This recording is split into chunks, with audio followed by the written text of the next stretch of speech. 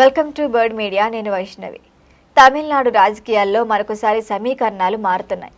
ఎప్పుడు అనూహ్య మలుపులకు వేదికైన ఈ రాష్ట్రంలో ఇద్దరు సీనియర్ నేతలు అకస్మాత్తుగా చేతులు కలపటమే ఇప్పుడు హాట్ టాపిక్గా మారింది.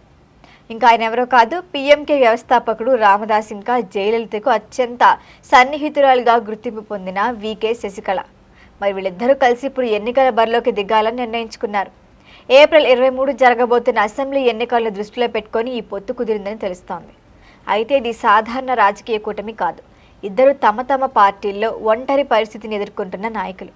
అయితే పీఎంకేలో అన్బుమణి రామదాస్తో ఉన్న విభేదాల కారణంగా రామదాస్ పార్టీపై పూర్తి పట్టు కోల్పోయినట్లుగా భావిస్తూ వస్తున్నారు. మరొక వైపు అన్నాడీఎంకేని ఎలాగైనా తిరిగి తన అధీనంలోకి తీసుకురావాలి అని శశికళ ప్రయత్నాలు విఫలమవుతున్నాయి. చివరికి ఆమె ఏఐపీటీఎంఎంకే పేరిట కొత్త పార్టీని కూడా స్టార్ట్ చేశారు.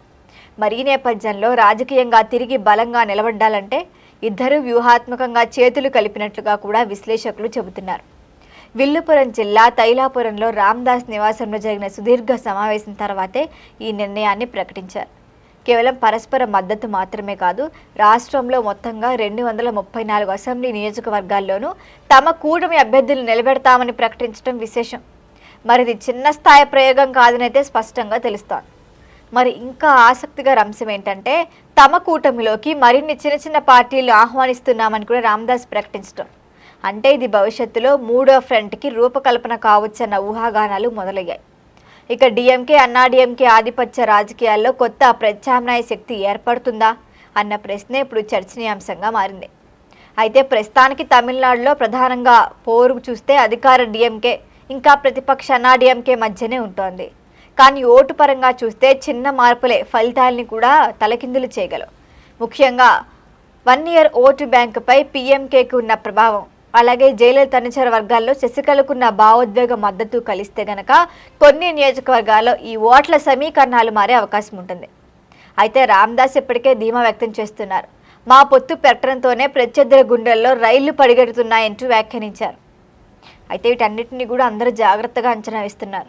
కూటమి బలం కేవలం ప్రకటనతోనే కాకుండా బూత్ స్థాయి నిర్మాణం, కేడర్ సమన్వయం, ఆర్థిక వనరులు, అభ్యర్థుల ఎంపిక వంటి అంశాలపైనే ఆధారపడి ఉంటుంది. మరి ఇక్కడ ఇంకో క్వశ్చన్ ఏంటంటే ఈ కూటమి నిజంగా ఓటు బదిలీ సాధిస్తుందా? రామదాస్ అనుచరులు శశికళ అభ్యర్థులకు, శశికళ వర్గం రామదాస్ అభ్యర్థులకు పూర్తి స్థాయి మద్దతులు ఇస్తారా అన్నది చూడాలి. ఇక రాజకీయాల్లో కలయికలు సులభమే కానీ కేడర్ స్థాయి సమన్వయం అంటే చాలా కష్టంతో కూడుకున్న పని. అయితే ఒక్క విషయం మాత్రం స్పష్టంగా చెప్పొచ్చు, తమిళనాడు రాజకీయాల్లో మాత్రం కొత్త చర్చకు నాంది పలికింది ఈ పొత్తు. కాకపోతే ఇది కేవలం ఎన్నికల వ్యూహమా, లేకపోతే నిజంగానే భవిష్యత్తులో పెద్ద రాజకీయ పునర్వ్యవస్థీకరణకు సంకేతమా అన్నది రాబోయే రోజుల్లో తెలుస్తుంది.